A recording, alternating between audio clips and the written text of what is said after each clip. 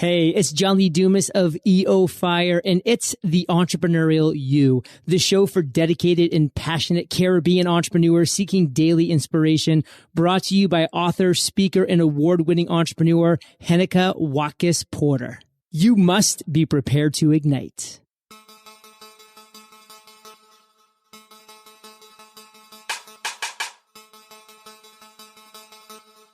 Coming up on this episode of The Entrepreneurial You. If I was an insurance professional, a real estate professional, it's using social media to really keep myself entrenched in the local network where I see centers of influence, where I see people that, influence other people. So it might be better engaging with partners. It might also be keeping in touch with my clients so that when a year from now they need to renew their insurance policy, they are going to stick with me. Part of the reason is because we've maintained such a good rapport over social media over the last years. Hi, I'm Heneka Watkis-Porter, your inspirational leader and host of the Entrepreneurial You podcast. Today's episode is brought to you by Jamaica Stock Exchange. And now let's go to today's episode. My guest on episode 76 of The Entrepreneurial You today is a leading authority on helping businesses through their digital transformation of sales and marketing. He does this through consulting, training, and helping enterprises large and small develop and execute on social media marketing strategy, influencer marketing, and social selling initiatives. He is the president of the social media agency PDCA Social and also teaches digital media to executives at universities around the world. He's also the author of 3 books on social media, including Maximize Your Social and soon to be published The Business of Influence on educating the market on the why and how every business should leverage the potential of influencer marketing. He resides in Irvine, California, but also frequently travels to Japan. It gives me enormous pleasure to welcome Neal Schaffer to the Entrepreneurial You podcast. Welcome, Neal. Thank you, Heneka. It's a pleasure and an honor to be here. And of course, in all transparency, let me just say thank you again for joining, because to my faithful listeners, we had a technical glitch where we started our recording or supposedly started a recording, and then something happened. So we're doing it the second time, and the second time is a charm. Indeed it is. And of course, I asked you initially, have you ever been to Jamaica? And I love what you said, and I want you to repeat that. Oh, well, I've never been, but obviously it's a place that many Americans, I think a lot of us grew up listening to a lot of Bob Marley, and that's sort of the image that we all have of Jamaica. So one day I will get there and I will be on the beach there sipping rum and chatting with you about social media. So I look forward to that day. One love, one heart, let's get together and feel all right. Everybody. Woo! So I'm excited. I'm pumped. I'm fired up to talk with you, Neal, about social selling. What is it and how do we navigate it in a world that is socially noisy? So social selling is one of these words that people define differently depending on who you ask. So my background before social media was enterprise sales or B2B sales or representing a business selling to other businesses. And therefore, my definition of social selling really is about how salespeople that need to sell primarily to businesses that have large organizations, that have multiple people that decide on a purchase, how they can leverage social media as part of their sales toolkit, as part of the sales process. Obviously, that same concept can be applied to how to sell one-to-one to consumers. For instance, insurance sales professionals, realtors. And I think really the big difference between social selling and social media marketing is really social selling is all about this one-to-one approach of directly engaging, using social media to engage, to create, to develop, to nurture relationships that lead to either new business or add-on business and more loyalty with your customers over time. Okay, so you get into that one to many that social media is really about, where and from where and then you build in from the inward from that many to the one, so you connect to that one and one. Whether it is that you want to connect with the CEO of a company, for example, and to develop a strategic partnership. Give me a personal example. Well, sure. I mean, if you're representing a company, I've worked at a semiconductor manufacturer. I've worked at a software company. I've worked at a network software company. And, I was selling to Sony's or to Samsung's or to those sorts of large companies. And if you're in that same boat, it's really about how to use social media to help you better understand the organization, better keep in touch with people, and really, understand, where there are opportunities.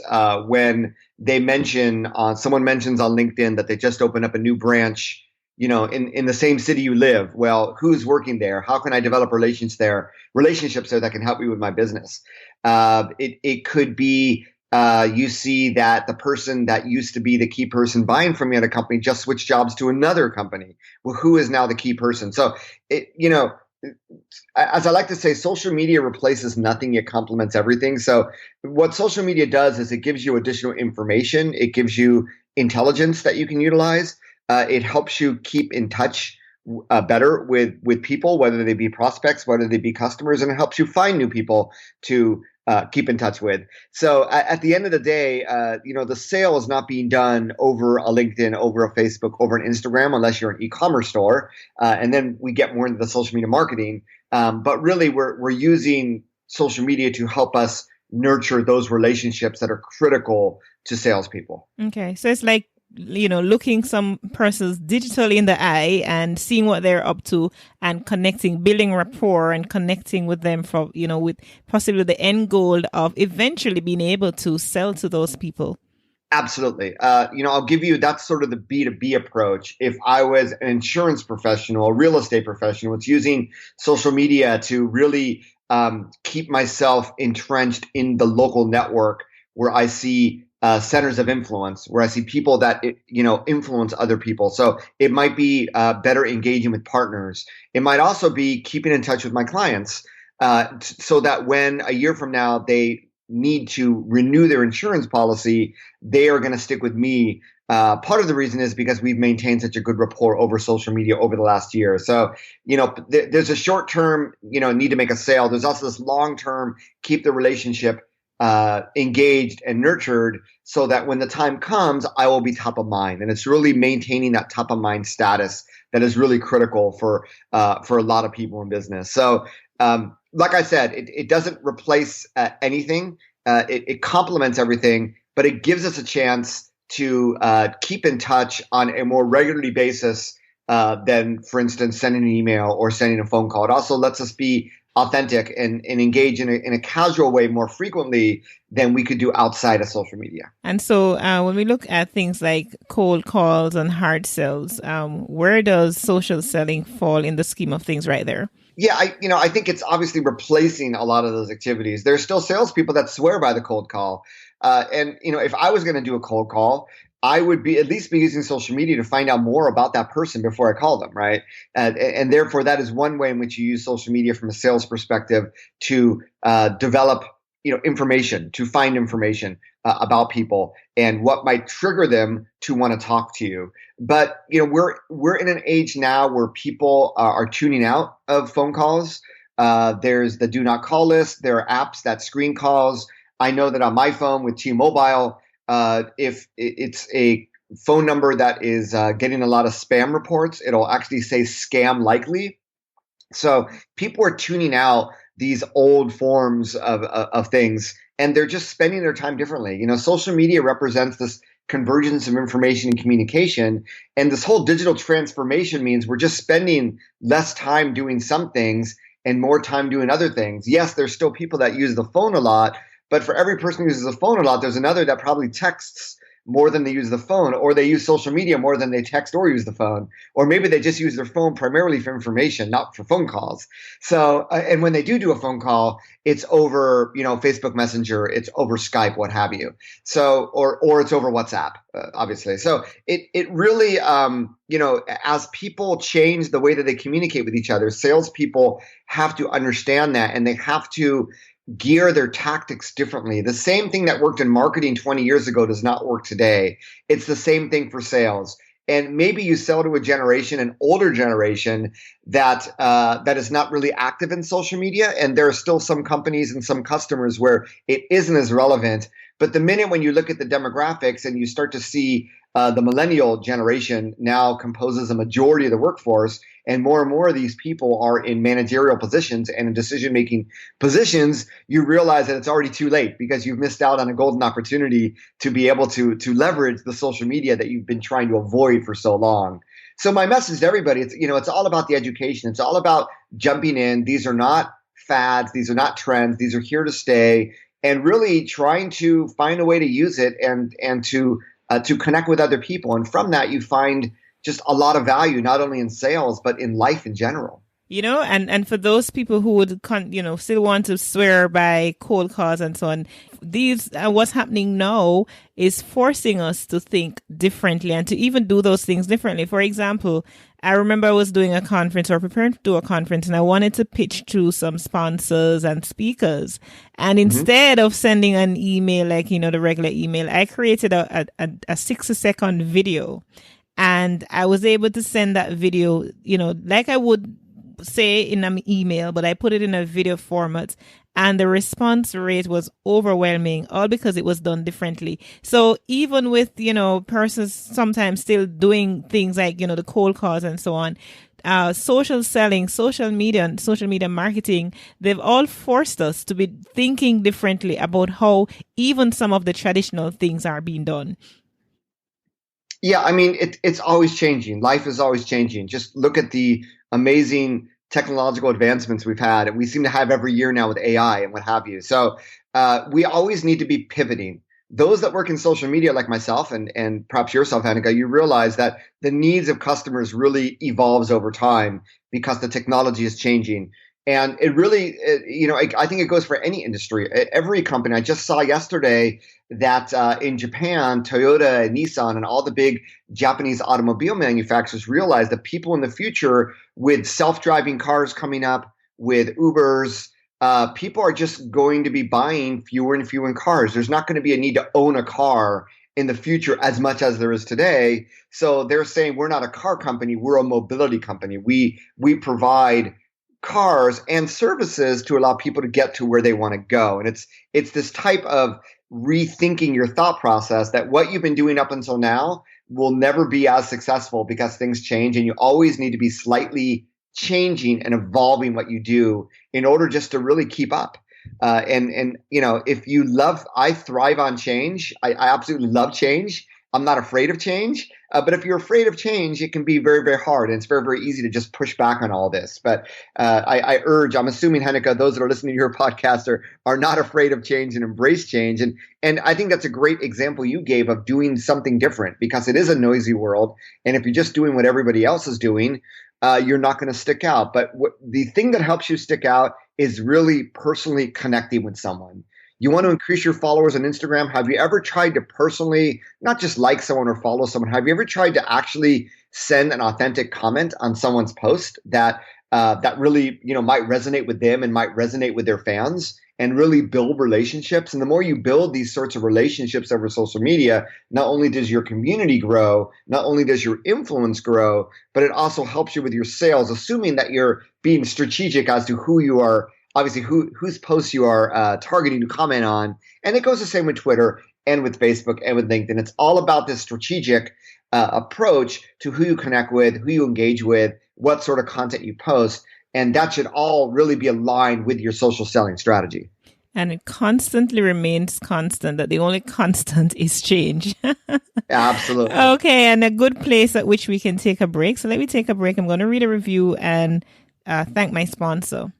And this review comes from She Rises, Giovanna. I know she has a podcast as well. She Rises out of the USA.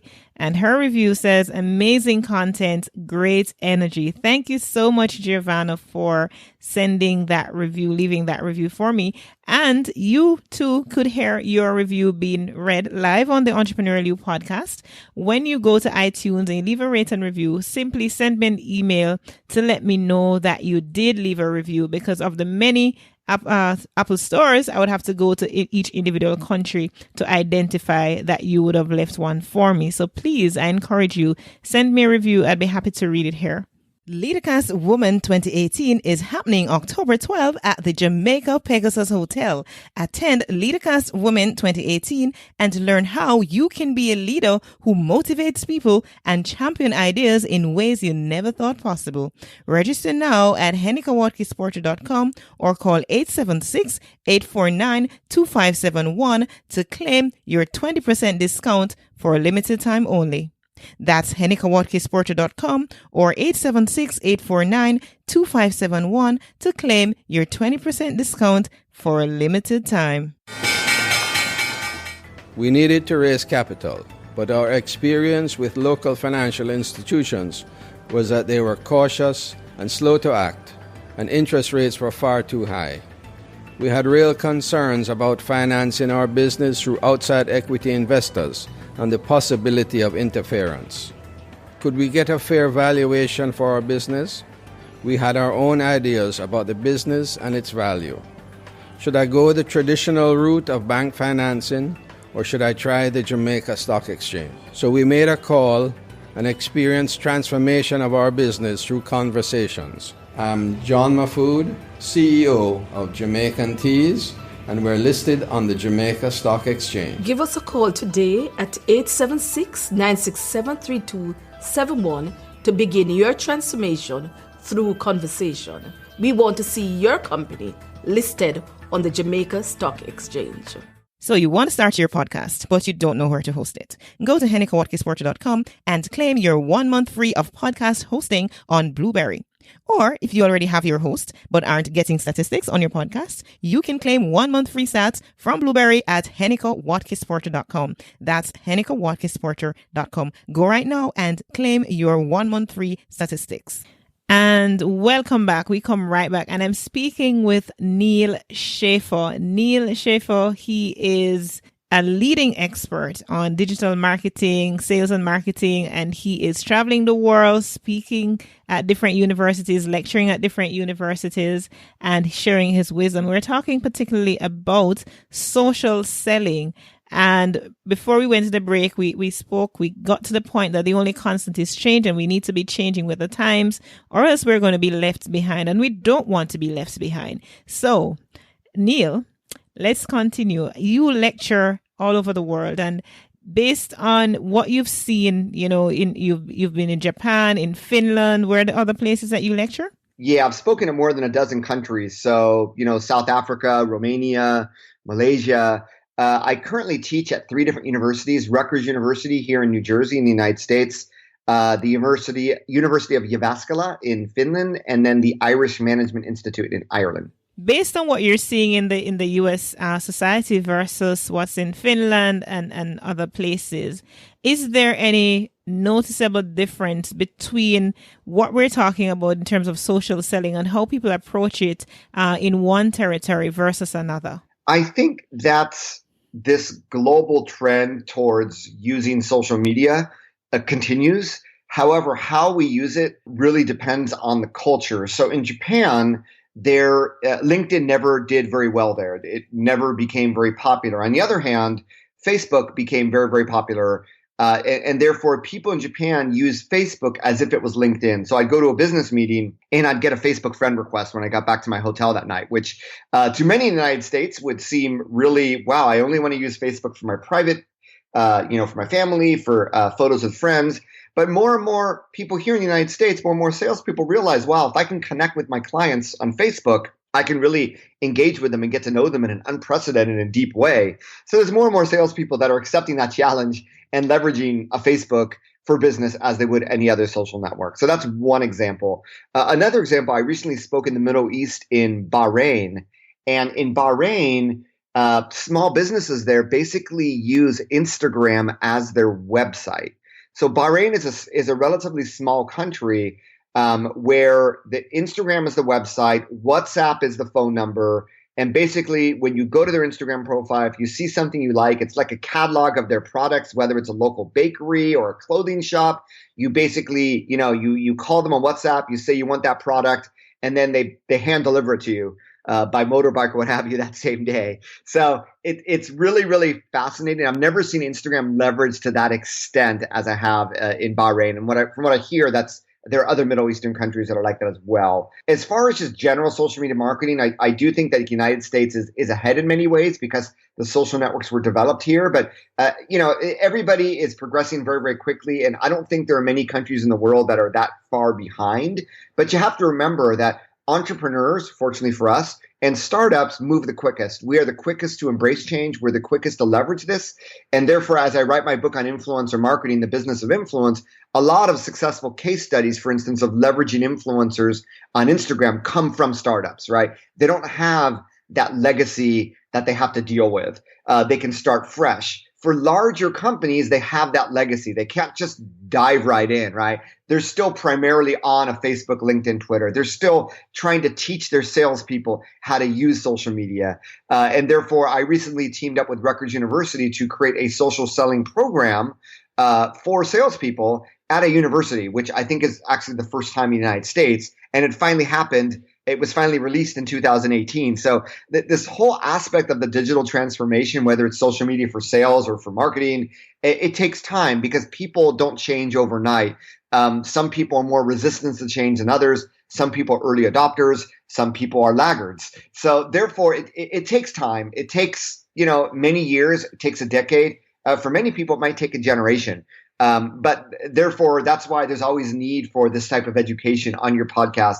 There's a need for me to keep teaching. And yes, some of the things I teach today, I taught 5 years ago for that same reason. It's the same reason why there are books and people talk about SEO, and SEO has been around for 20 years.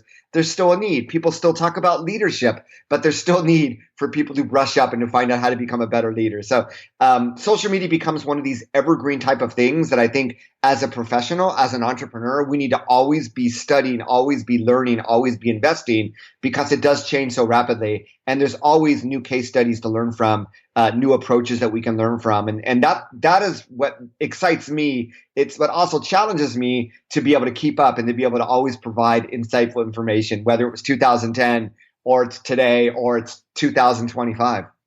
Aren't we just living in the best times ever, don't you think? It's a wonderful time, no doubt. Yes. Is there a way to measure social selling?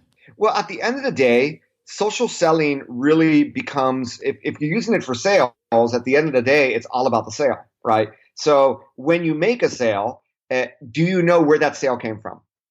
And then we talk about revenue attribution. And it's really a challenge that even marketers have. So for instance, you clicked on an ad in Google and you went to a website, but you couldn't decide whether or not you wanted to buy the product. You went to their Facebook page. You checked out them from Facebook. Then you jumped from one of their blog posts that they posted on Facebook to their website. Then you decided to do a search on Instagram for their hashtag, see what people are talking about. At the end of the day, you went back to their website to buy the product. But how do you attribute the revenue? Do you just look digitally and say, oh, okay, this person came to our website, bought the product. We can say the ROI, it goes to the website.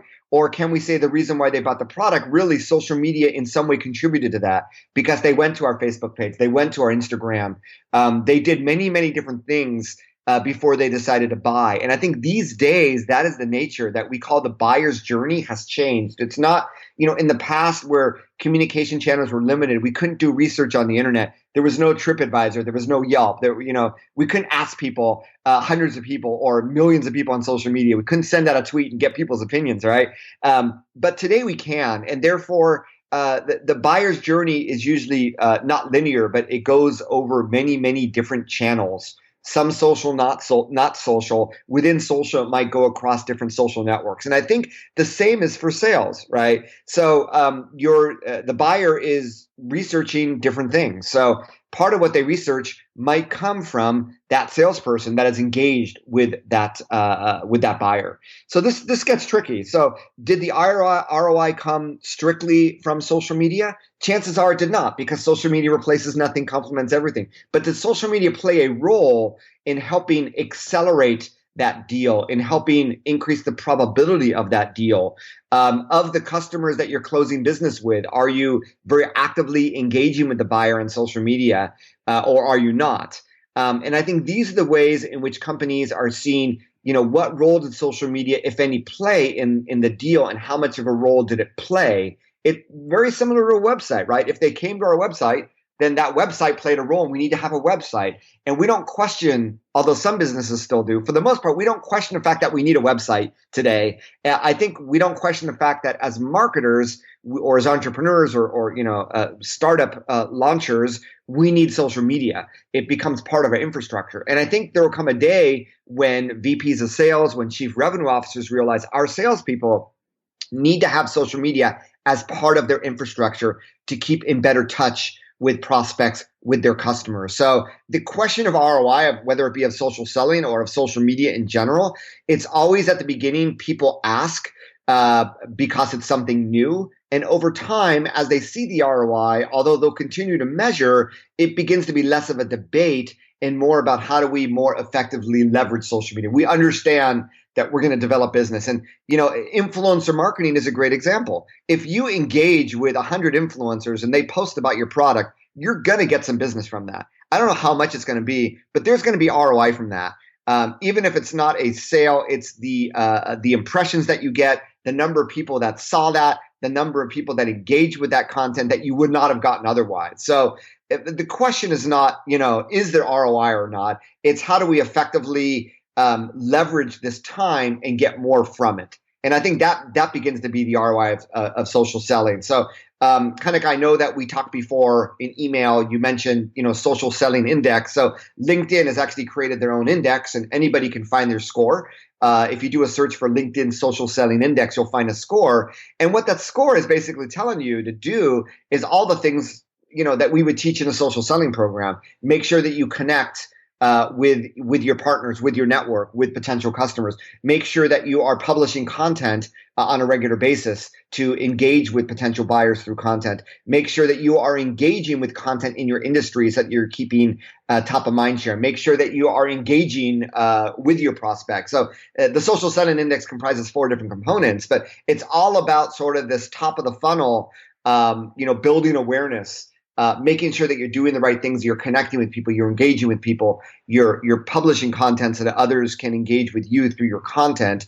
There's no ROI in that. That's really the infrastructure, what you do, that becomes the reason why you make a sale more and more going forward. As more and more people use social media, more and more people consume information from social media, and therefore more and more people are indirectly, looking at your content and making purchasing decisions based on their engagement with you.